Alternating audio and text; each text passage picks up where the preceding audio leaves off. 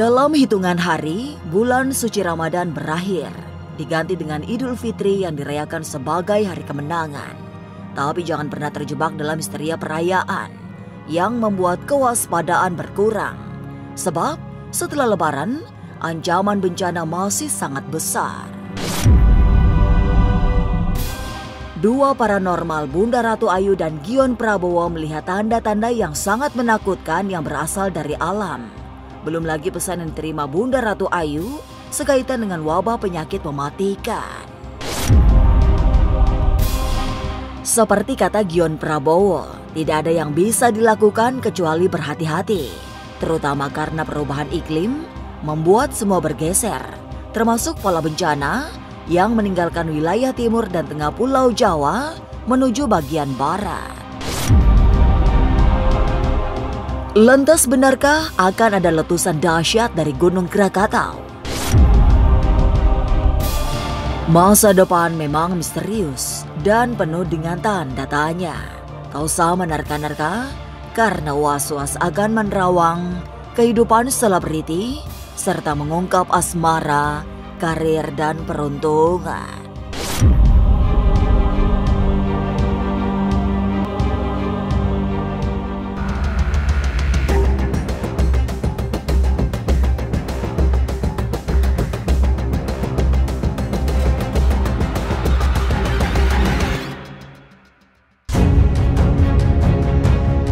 Semakin dekat akhir Ramadan, ternyata semakin dekat dengan ujian-ujian kehidupan yang jauh lebih berat. Idul Fitri yang dirayakan sebagai hari kemenangan tidak boleh terlalu lama membuat terlena. Sebab bencana alam sudah siap kembali membuat semua porak-poranda.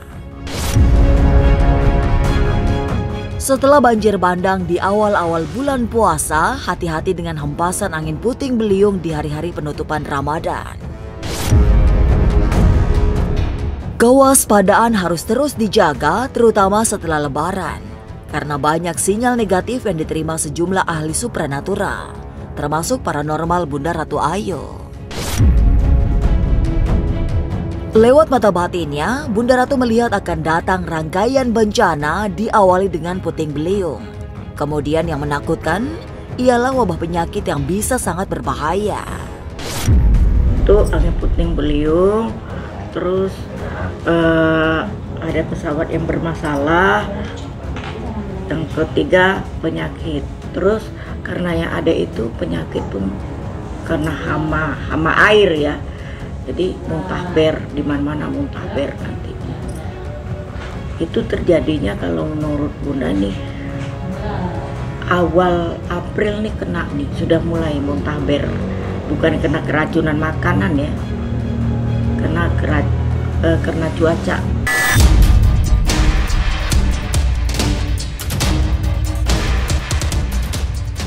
Kepada para pemudik, Bunda Ratu Ayu juga menitipkan pesan untuk tidak meninggalkan kehati-hatian. Sebab ia melihat ada kerawanan yang membahayakan nyawa, terutama di ruas jalan yang selama ini dikenal angker. Tapi lebih dari semua itu, kecelakaan tidak melulu karena tabrakan atau insiden di jalan raya. Bunda Ratu Ayu justru melihat akan ada peristiwa maut akibat tanah longsor yang menimpa pemudik. Terus untuk perjalanan itu kayaknya ada yang yang longsor gitu. Berarti hati-hati juga orang jalan jauh. Kayaknya tanahnya longsor itu. Oh, banyak terjadi tanah-tanah longsor. Itu yang membuat itu kereta atau mobil itu bisa jatuh gitu.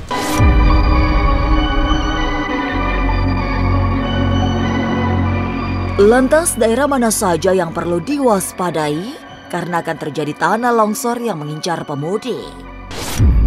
Itu Sumatera, kena Jawa juga ada, yang pokoknya yang tanah yang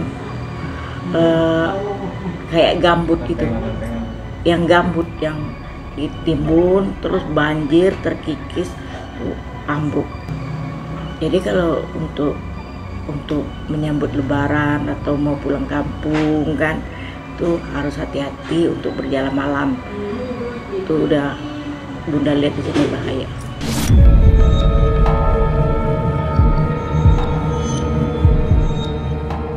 Tidak hanya tanah longsor, ramalan yang jauh lebih menakutkan disampaikan paranormal Gion Prabowo yang selain melihat akan ada tanah longsor, juga gempa-gempa besar.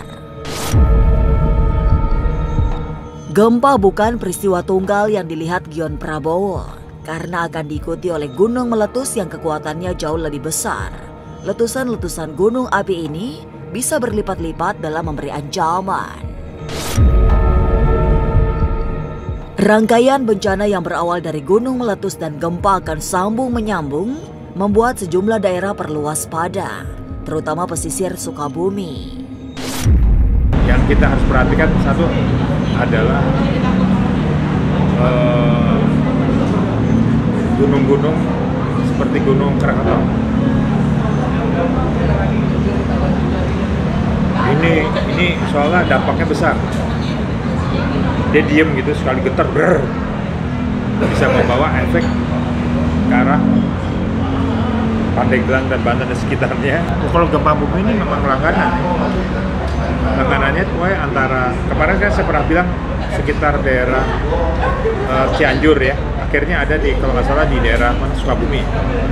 Kan saya bilang sekitarnya kan. Nah yang bergeser ini yang akhir ini saya lihat yang agak lebih ngeri di Garut sama Tasikmalaya.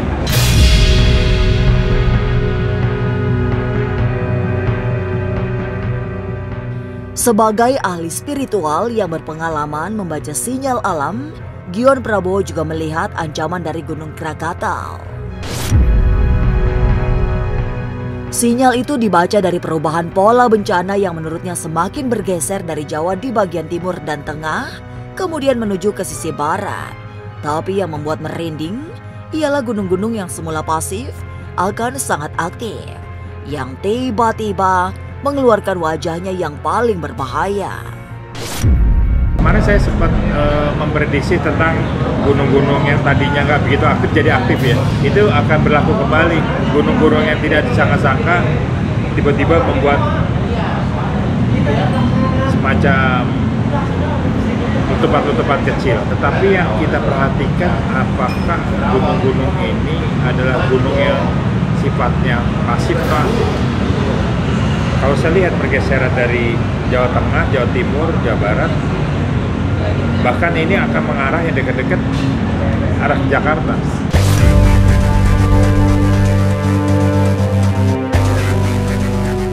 Bencana sedang menunggu di depan mata.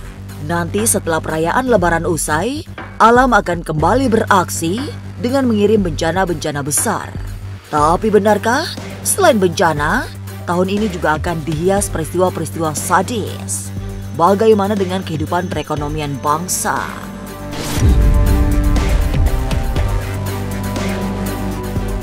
Jangan lupa saksikan Was-Was setiap Senin, Rabu, dan Sabtu. Jangan lupa komen, like, and subscribe. Saya Uya Kuya, penonton Was-Was.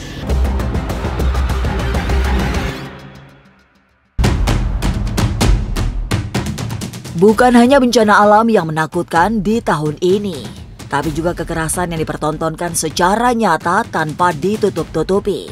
Menghilangkan nyawa manusia seolah bukan sesuatu yang tabu, menyebar di sosial media. Kasus-kasus sadis terus terjadi dengan pelaku yang tak pernah terbayangkan, tega melakukan kekerasan yang bertaruh nyawa. Mereka yang tega mencelakai orang lain tidak lagi memandang usia, karena usia bukan ukuran untuk tidak berbuat aniaya. Mungkin kita melihat sampai di akhir tahun itu banyak kasus-kasus yang luar biasa, yang sadis, yang memang tidak pakai hati nurani gitu ya.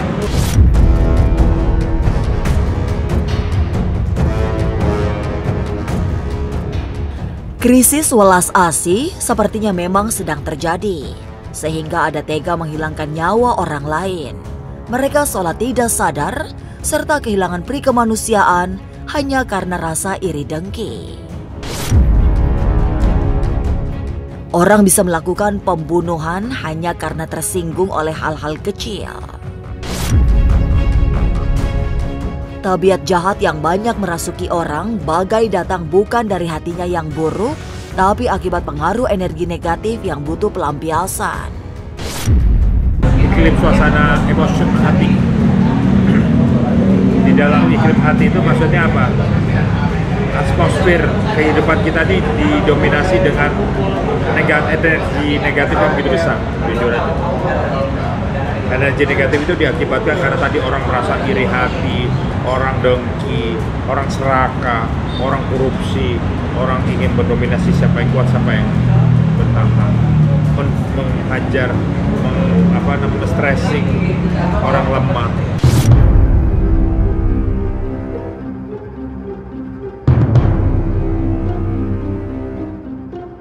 Tahun 2025 dalam pandangan Gion Prabowo tampak tertutup sangat pekat oleh banyak energi tidak baik. Itu yang membuat banyak yang seolah melegalkan segala cara untuk bertahan hidup. Sementara itu, kerawanan sosial menjadi bayang-bayang suram akibat faktor ekonomi yang bukan hanya timpang, tapi meradang. Orang bertambah susah mencari rezeki halal, sehingga semua hal dilakukan agar tetap bertahan. Kondisi yang semakin sulit pada akhirnya menciptakan suasana dahaga akan kekayaan, tak peduli harus saling bertanding di arena yang tidak bening. Kalau kita lihat pertumbuhan ekonomi Indonesia di tahun 2025 itu stuck ya. Artinya uang itu semakin sulit didapat. Masyarakat gampang mengeluarkan uang. Pendapatannya biasa-biasa saja, bahkan lebih rendah. Tapi pengeluaran uang itu nilainya, uang itu tidak ada artinya. Ini menjadi mengakibatkan orang semakin berlomba-lomba untuk cari uang, berlomba-lomba gimana caranya pemenang, berlomba-lomba yang penting untung. Tidak mengedepankan bahasa-bahasa transaksi yang sebenarnya. Baik, bagaimana memberi pelayanan yang terbaik, bagaimana memberikan suatu yang kualitas yang baik. Tapi kebanyakan orang pengen cepat itu laku, sehingga ya itu tadi jadi manusia yang semakin serakah.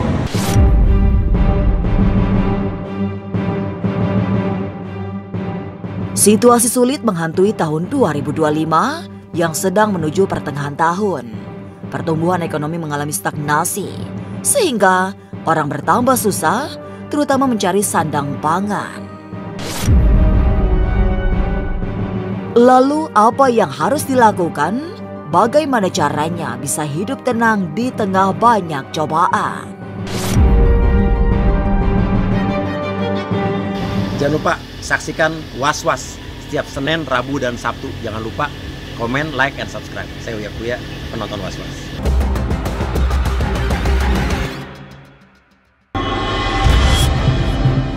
Idul Fitri yang tinggal hitungan hari memang disambut dengan segala rupa kegembiraan. Inilah perayaan paling hakiki di momentum kemenangan setelah 30 hari berpuasa.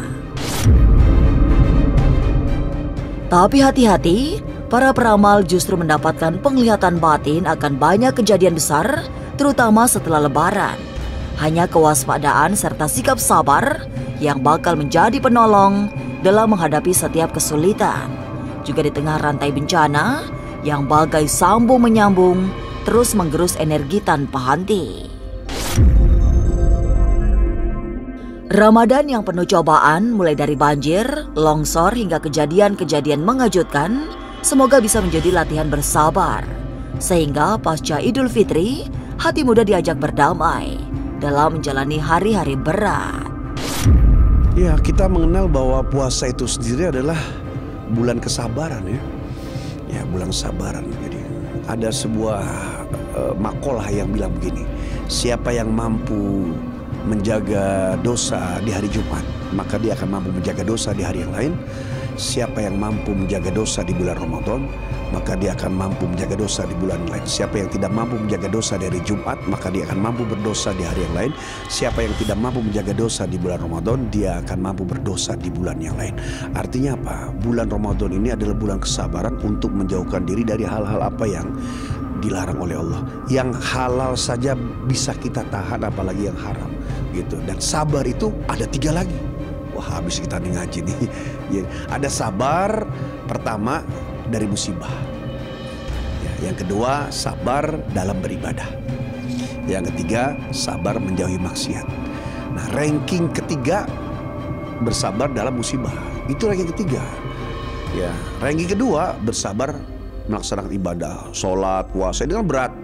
Ranking kedua. Yang paling tinggi adalah bersabar menjauhi maksiat. Ini susah luar biasa. Jadi siapa yang kena banjir, kemudian sabar, ya Allah aku ridho kepada takdirmu, begini jalannya, aku sudah ikhtiar, insya Allah pahalanya 300 derajat. Jadi mudah-mudahan ya bulan Ramadan ini, mudah-mudahan kita nahan diri, ternyata dikasih musibah, ya insya Allah husnuzon kepada Allah, insya Allah Allah akan ganti semua yang kita alami kerugian dengan ganti yang berlipat-lipat.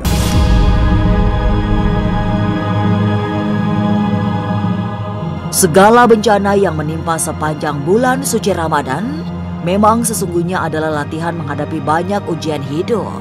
Sebab setelah Ramadan diramal banyak kesulitan yang jauh lebih berat sehingga butuh kesabaran dalam menghadapinya. Semoga bekal latihan kesabaran di bulan puasa mampu menyelamatkan dari semua kesulitan.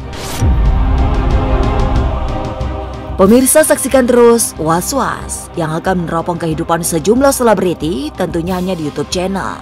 Dan pastikan untuk subscribe, share, komen, dan like. Karena Anda patut was-was sebelum menyaksikan Was-Was.